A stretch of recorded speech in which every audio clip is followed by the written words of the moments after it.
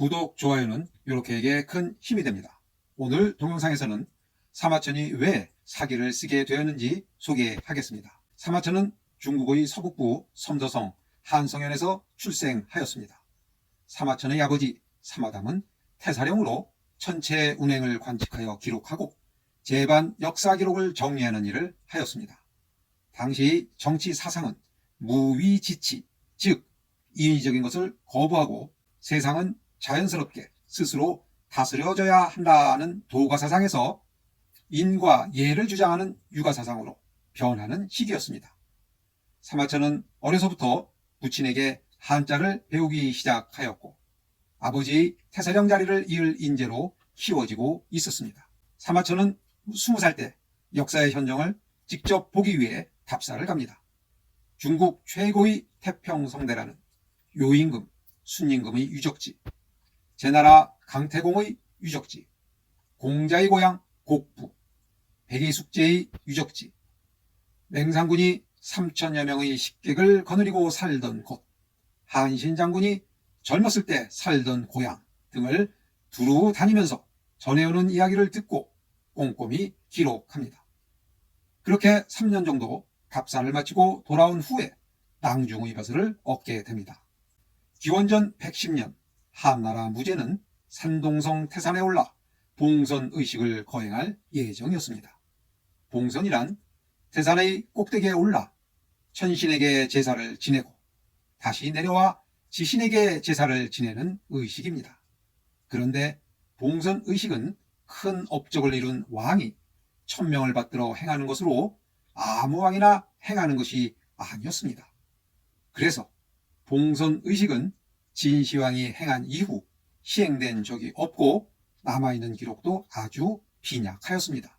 사마담은 천재 일의 기회에 감격해하며 이 소중한 봉선의식에 참석해서 봉선의식의 모든 것을 기록하여 후세에 남기고자 했습니다.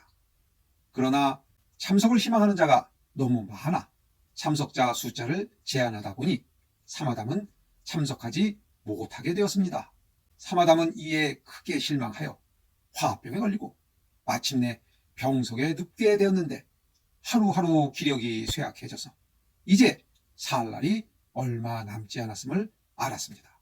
당시 낙양에 머무르던 사마담은 장안에 있는 아들 사마천을 불러 유언을 남겼습니다.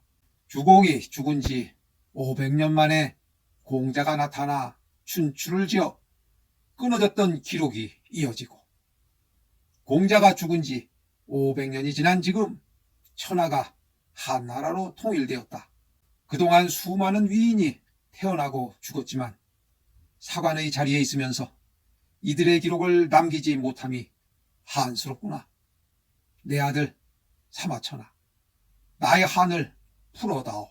사마천의 입장에서 보면 어려서부터 아버지에게 역사 기록하는 일을 배웠고 당시 하던 일도 역사를 기록하는 일이었으므로 아버지의 유언을 받드는 것이 큰 부담도 없었습니다. 그러니 사마천은 편안한 마음으로 아버지의 유언을 받들겠다고 맹세하였습니다. 그로부터 3년이 지나 사마천의 나이 39세가 되던 해에 사마천은 아버지를 이어 태사령으로 임명되었고 당시 보관된 여러 기록을 정독하면서 정리하고 기록했습니다. 그런데 사마천의 나이가 50을 바라보는 어느 날 청천벽력과 같은 일이 벌어집니다. 사마천에게 사형이 언도된 겁니다. 왜 그랬을까요? 상식을 가진 사람이라면 사슴을 사슴이라고 말해야 하듯이 사마천은 일흥 사건에 대하여 사실을 사실대로 말한 겁니다. 더군다나 사마천은 사관이었으니 더더욱 사실을 사실대로 말하고 기록해야 했겠지요. 그런데 일흥 사건에 대해 한마디 언급이 사마천을 죽음으로 몰아넣었습니다. 그런데 사마천은 기적적으로 죽음에서 살아 돌아와 사기를 완성합니다.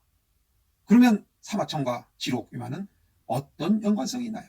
사마천이 지록위마 관련 내용을 기록할 때 그 심정이 어떠했을까요? 다음 동영상에서 소개하는 일흥 사건의 내용을 보시면 지록위마를 읽을 때마다 사마천의 슬픔과 분노를 공감하실 수 있을 겁니다. 오늘 방송은 여기까지 하겠습니다. 다음 동영상에서는 사마천과 지록 위마를 연결해주는 이릉 사건에 무슨 문제가 있었는지 한번 따져 보겠습니다. 감사합니다. 이렇게 했습니다.